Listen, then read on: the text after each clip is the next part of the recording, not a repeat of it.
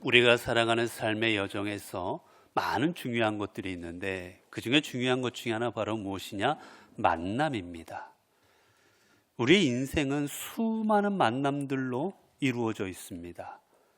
부모와의 만남, 그리고 우리가 여러 형제 자매와의 만남, 그리고 친구와의 만남, 그리고 여러 선생님들과의 만남, 우리는 수많은 만남 속에서 살아가게 되어 있습니다. 근데 중요한 건 그 만남을 통해서 우리의 삶이 어떻게 되냐는 거예요.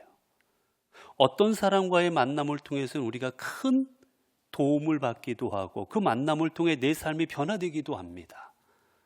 그런데 또 어떤 만남을 통해서는 차라리 만나지 말걸, 내가 왜 만났을까? 그 만남을 통해 내 인생이 무너지고 망가지기도 합니다. 오래전 일이기는 한데 우리나라에 큰 충격적인 사건이 있었습니다. 어떻게 대한민국에 이런 일이 일어났을까? 그 사건이 바로 지존파 사건이었어요.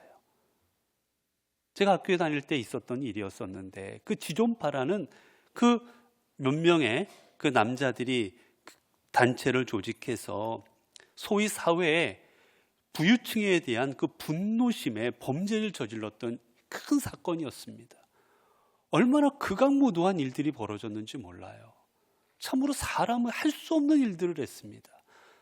많은 사람을 죽이기도 했고 그 시체를 다 태우고 때로는 심지어 인육을 먹기까지 합니다. 정말 사회가 극악했습니다. 어떻게 저런 일이 벌어질까?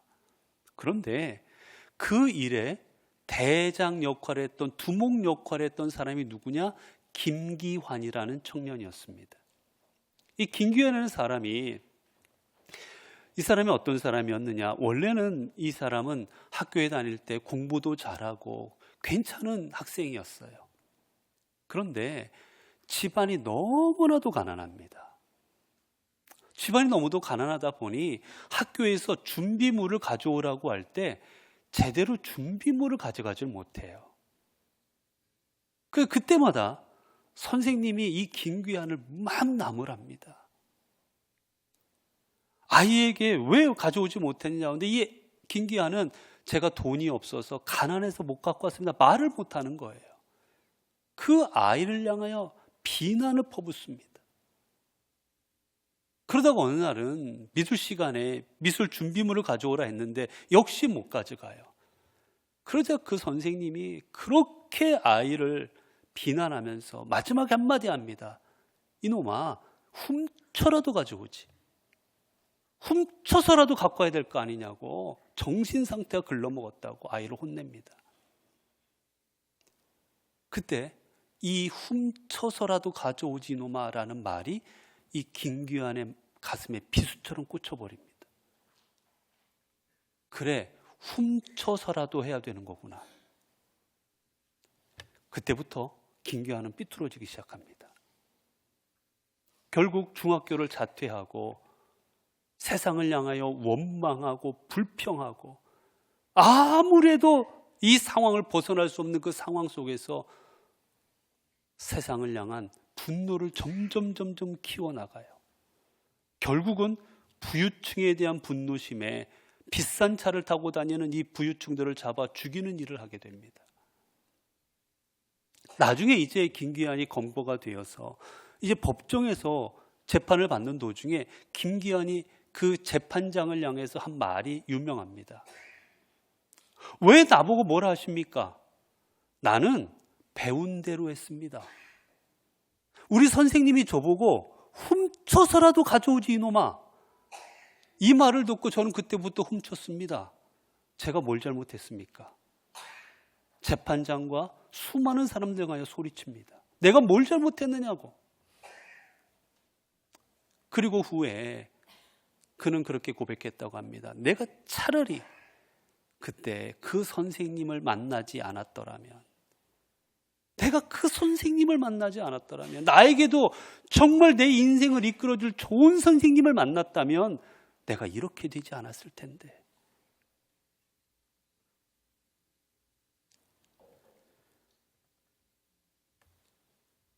여러분, 우리의 인생은 내가 누구를 만나냐에 따라서 내 인생이 뒤바뀌어져 버리는 거예요. 여러분, 성경에도 보면 삼손과 데릴라의 만남이 나옵니다.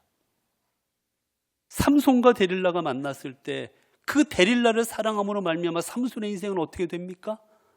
두 눈이 뽑히고 블레셋의 노예로 팔려가면서 그곳에서 조롱거리로 전락해버리고 맙니다. 비참하게 인생을 마감할 수밖에 없었습니다.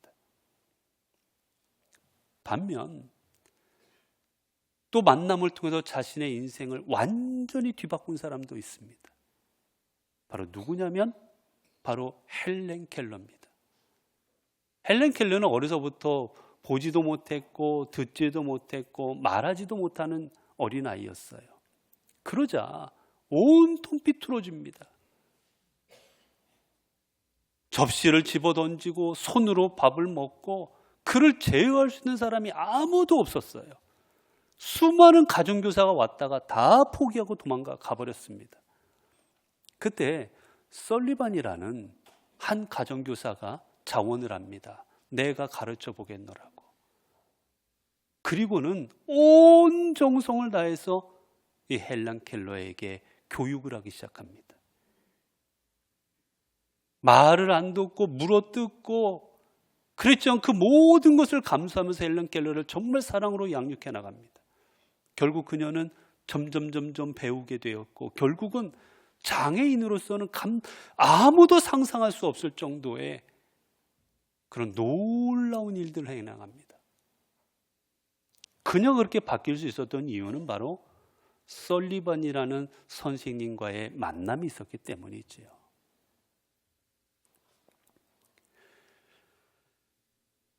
여러분, 좋은 만남은 좋은 결실을 가져오게 되어 있습니다. 그러나 나쁜 만남은 나쁜 결실을 가져와요. 히틀러가 비트겐슈타인이라는 그 천재 철학자를 만났을 때 그들은 온 세상을 전쟁의 도가니로 만들어버리고 유대인들을 학살하는 데 동참을 합니다. 그 만남은 수많은 사람을 죽이는 만남이었어요. 그러나 헬렌 켈러와 설리반 선생의 만남은 많은 사람들을 살리는 만남이었던 겁니다.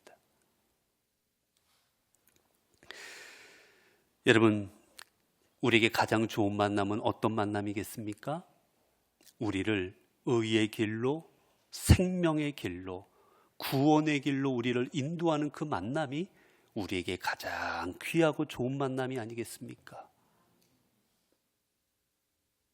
그렇기에 여러분, 우리의 인생에서 가장 귀한 만남은 그 세상의 무엇과도 바꿀 수 없는 만남은 바로 하나님과의 만남입니다. 우리가 하나님과의 만남을 갖는다는 게 얼마나 귀한 일인지 그 하나님과의 만나는 그 하나님과의 경험을, 만남의 경험을 4가지 단어로 표현한 사람이 있습니다. 바로 요하임 바흐라는 종교 비교학자인데 이 사람은 우리가 하나님을 만나는 것을 4가지 단어로 표현합니다. 첫 번째는 궁극성이에요. 궁극성. 여러분, 하나님은 이 땅을 창조하신 창조주이십니다.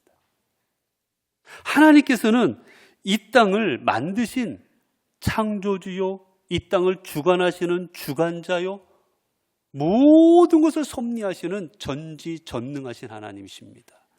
그렇기에 여러분, 하나님과의 만남은 어떤 만남입니까? 궁극적인 경험을 할 수 있는 만남입니다. 여러분, 우리가 누군가를 만나면 안녕하세요 인사하고 그리고 대충 저기 하면 다음에 밥 한번 먹읍시다, 차 한잔 합시다. 우린 피상적인 만남이 많습니다. 그러나 하나님과의 만남은 궁극적인 만남입니다. 내 심령, 내 영혼, 내 안에 가지고 있는 모든 것들이 뒤바뀔 수밖에 없는 그런 궁극적인 만남이 바로 하나님과의 만남인 거예요. 또 하나님과의 만남은 어떤 만남입니까? 하나님과의 만남은 전체성입니다. 여러분, 우리가 하나님을 만났을 때 우리의 인생은 요만큼 바뀌는 게 아닙니다. 한 번 만나니까 내 팔만큼 바뀌고 또 한 번 만날 때는 이쪽 팔만큼. 여러분, 그런 만남이 아니에요. 하나님과의 만남은 내 인생을 전체를 뒤바꾸는 만남인 겁니다. 그래서 하나님과의 만남은 전체성이다라고 표현합니다. 또 그는 표현합니다.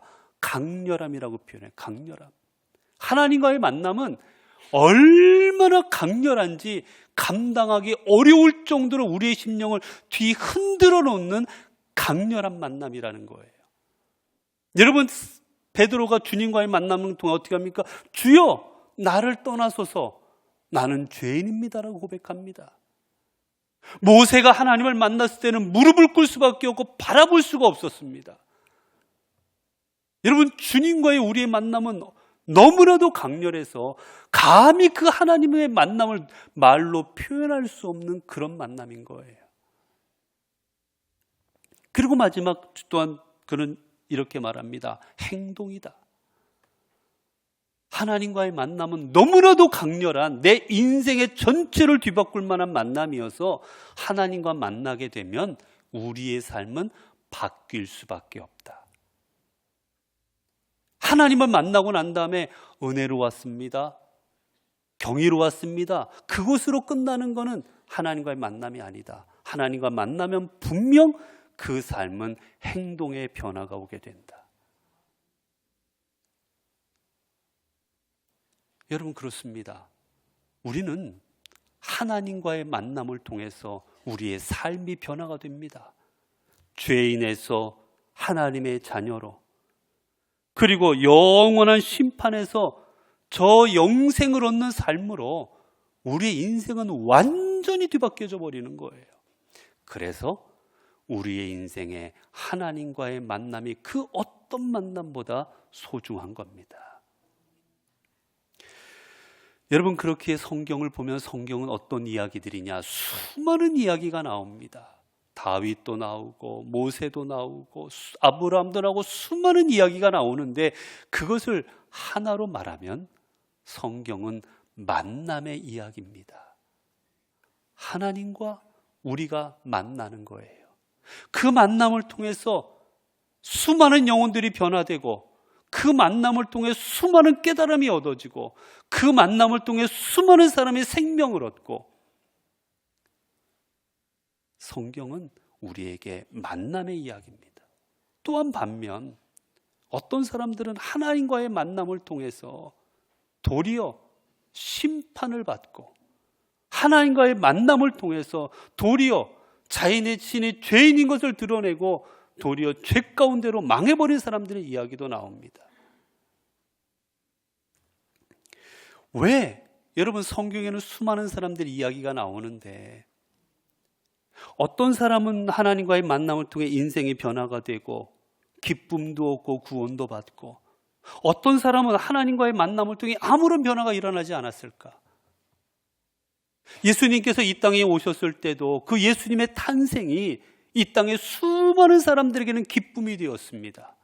영광이 됩니다. 마리아, 요셉, 목동들, 그리고 주님을 만난 병자들, 중풍병자, 오병이어의 이적을 함께 경험한 사람들, 수많은 사람들이 주님과의 만남을 통해 경이로움을 경험합니다. 어떻게 이런 일이 벌어질 수 있을까? 기쁨과 감격으로 인생들이 다 변화가 됩니다. 그런데 성경을 또 보게 되면 예수님을 만나게 되었음에도 불구하고 아무런 감동도 없고 도리어 그 인생에 변화도 없었던 사람들이 있습니다. 대표적인 게 종교 지도자들입니다. 그리고 가룟 유다, 그리고 헤롯. 이 사람들은 주님과의 만남을 고대하지도 않습니다. 어떻게 하면 예수님을 죽일 수 있을까? 어떻게 하면 저 예수 그리스도를 없애버릴 수 있을까? 팔아버릴 수 있을까? 온통 그 생각뿐이었지 예수님과의 만남이 기쁨이 되지를 못하고 생명이 되지를 못합니다. 왜? 누군가에게는 주님의 탄생이 기쁨이 되고 주님과의 만남이 영광이 되는데 누구에게는 그렇게 되지 못할까? 이유는 여기 있습니다, 여러분. 믿음입니다. 주님에 대한 믿음이 있을 때 그 주님과의 만남은 너무나도 큰 영광이요 기쁨입니다. 그런데 주님에 대한 믿음이 없을 때 그 주님과의 만남은 아무 영향력 없는 만남이 되고 말아버리는 거예요. 주님의 손을 붙잡았어도, 주님을 바라보았어도 그 삶에 아무런 변화가 일어나지를 않는 겁니다.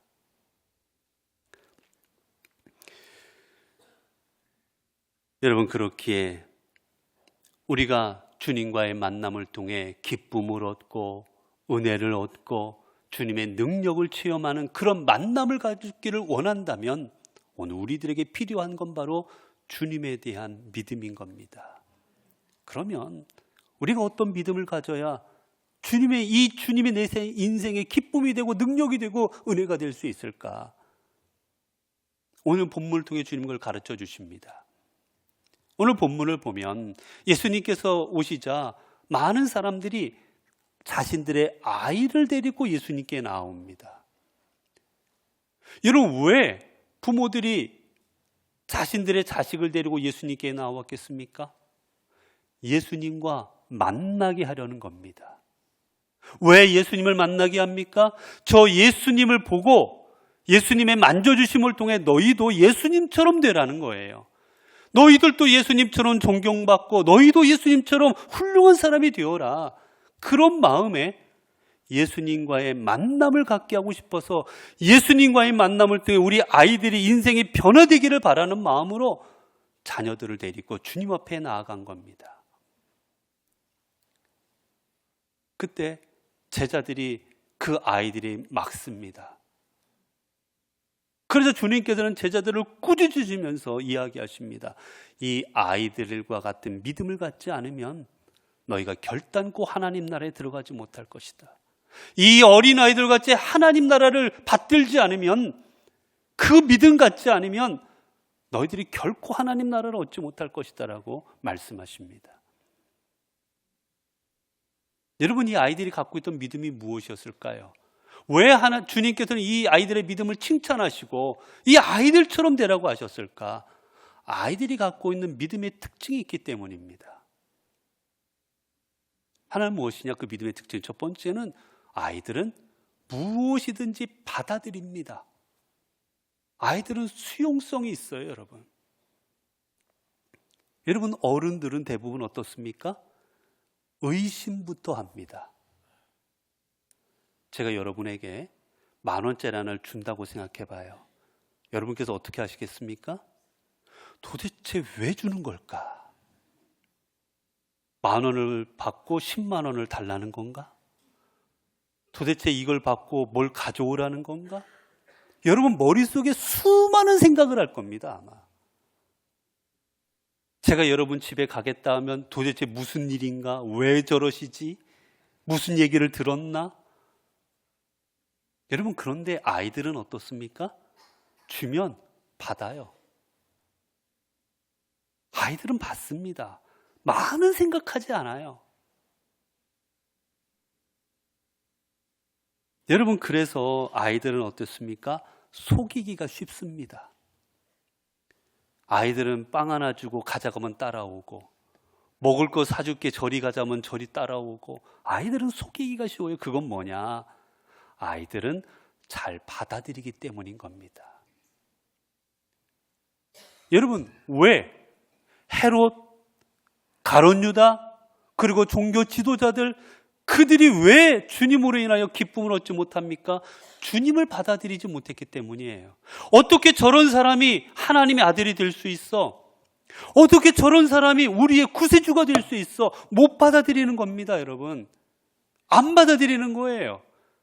그러자 이 땅에 오신 예수 그리스도가 그들에게는 아무 의미 없는 존재가 되어버리고 맙니다. 도리어 주님으로 인해 마음이 불편해집니다. 그러나 마리아, 그리고 주님 곁에 있었던 목동들, 수많은 주님 곁에 있는 사람들은 주님을 받아들입니다. 저분이 메시아구나, 저분이 하나님의 아들이구나.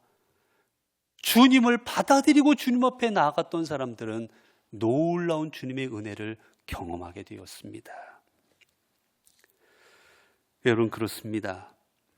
하나님의 능력과 하나님의 은혜와 하나님의 은총은 주님을 받아들일 때 임하는 겁니다. 여러분, 또 하나, 이 아이들이 갖고 있는 그 믿음의 모습이 무엇이었습니까? 아이들이 갖고 있는 건, 아이들은 부모를 전적으로 의지한다라는 거예요. 부모를 전적으로 의지합니다. 여러분, 아이들은 엄마 아빠 떨어지면 울어버립니다. 자신의 눈앞에 보이지만 아이들은 울어버리고 말아요. 그 부모가 곁에 있어야만 되는 겁니다.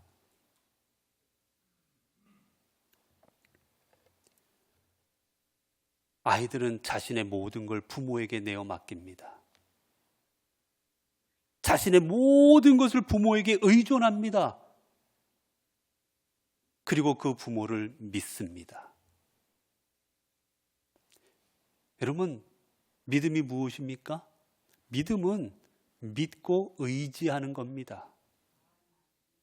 여러분, 헤롯, 종교 지도자들, 가룟 유다, 주님께 자신의 삶을 의지하지 않습니다.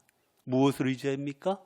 자신의 힘과 자신의 권력과 자신의 지식과 자신의 경험과 내가 가지고 있는 내 자신을 의지했지 주님을 의지하지 않습니다. 그러자 그들에게 주님은 기쁨이 되지를 못하고 그들에게 주님은 그저 스쳐 지나가는 한 사람밖에 되지를 못했던 겁니다. 여러분, 여러분들은 주님께 여러분의 인생을 내어 맡기고 살아오고 계십니까? 그리고 무엇보다도 주님을 의심 없이 믿고 계십니까? 여러분, 주님을 믿는다라는 거, 의심 없이 믿는 게 쉬운 일이 아닌 거예요. 여러분, 처녀의 몸에서 태어나고 홍해 바다가 갈라지고 그리고 죽은 사람이 살아가 나고 예수님께서 손을 얹었더니 앞을 보지 못한 사람이 앞을 보게 되고, 여러분, 이것들을 어떻게 우리가 의심 없이 믿을 수가 있습니까? 쉬운 일이 아닌 거예요, 여러분. 믿음은 그것을 믿을 때 그 믿음이 되는 것이고 그 믿음을 통해 하나님은 역사하시는 겁니다. 이런 재미난 이야기가 있지요. 예전에 연예인들이 초창기에 성경 공부를 하셨다고 합니다. 이제 연예인들이 성경 공부를 하고 있는데 그저 목사님이 가셔서 그 연예인들에게 성경에 대해서, 예수님에 대해서 많은 걸 가르쳤어요. 그 성경 공부가 재미있게 잘 진행이 되었습니다. 잘 진행이 되었는데 이제 한 번은 이제 예수님께서 이제 탄생하신 이 사건에 대해서 성경 공부를 하는 시간이었어요. 그러다 목사님이 이야기하십니다. 예수님께서는 동정녀 마리아의 몸에서 태어났다고. 그러자 지금까지 잘 성경 공부를 해오던 한 연예인이 벌떡 일어나더랍니다. 난 못 믿겠다고. 아니, 어떻게 여자 혼자 아이를 가지고 아이가 나올 수가 있냐고. 남자를 모르는 여자가 어떻게 동정녀 몸에서 아이가 탄생할 수 있냐고. 그런 일이 세상에 어디 있었느냐고. 그런 일은 세상에 없었다고. 절대로 못 믿겠다고. 그렇게 못 믿겠다고 막 반항하더랍니다. 그러자 함께 그 성경본을 주관하던 장로님이, 구봉서 장로님이라고 있어요. 이 구봉서 장로님이 그때 그러시랍니다. 그 사람을 향해서, 야 임마, 지 남편이 믿는다는데 네가 뭔데 안 믿냐고. 지 남편이 믿는다는데 네가 뭔데 못 믿겠다고 그러냐고. 여러분, 우리가 그 사실을 믿는다라는 게 사실은 쉬운 일은 아니죠. 성경에 있는 내용들, 과학적으로 해석하기 어려운 내용들입니다. 그럼에도 불구하고 이 일들이 하나님을 통해서 이루어졌음을, 주님께서 이루시는 것들임을 믿을 때 그곳에 하나님의 역사가 임하는 겁니다. 사랑하는 성도 여러분, 예수 그리스도는 여러분의 삶에 기쁨이 되고 있으십니까? 아니면 여러분 삶에 불편한 존재입니까? 주님은 여러분과의 만남을 통해서 하늘 보좌를 버리시고 이 땅에 오셨습니다. 우리가 아이들처럼 주님을 내 삶의 구세주로 영접하고, 그리고 주님의 말씀을, 주님께서 우리에게 주시는 그 모든 하나님의 말씀을 하나님께서 내게 주시는 말씀으로 받아들이고 주님을 의지하는 믿음을 가질 때, 높은 곳에서는 하나님께 영광이요, 이 땅에는, 땅 위에 있는 모든 사람들에게는 평화요 기쁨이라는 이 하나님께서 우리에게 주신 이 말씀이 오늘 우리 모두에게 임하여지게 될 것입니다. 기도하겠습니다. 은혜로우신 아버지 하나님, 이 땅을 살아가는 저희들, 주님께서 우리들과의 만남을 통하여, 만남을 위하여 이 땅에 오셨고, 하늘 보좌를 버리시고 낮고 천한 모습으로 이 땅에 임하신 것 저희들 이 시간 보았습니다. 하나님, 주님께서 우리에게 은혜를 주시고자, 생명을 주시고자, 구원을 주시고자 이 땅에 오셨습니다. 그런데 어리석은 저희들은 그 주님과의 만남을 기쁨과 영광의 만남으로 삼지 못할 때가 너무나도 많았습니다. 부담스러웠고, 때로는 믿을 수 없었고, 때로는 받아들이기 싫어서 외면했습니다. 이제 주님과의 만남이 우리에게 기쁨이 되고, 우리에게 영광이 되고, 은혜에게 은혜가 되기를 원합니다.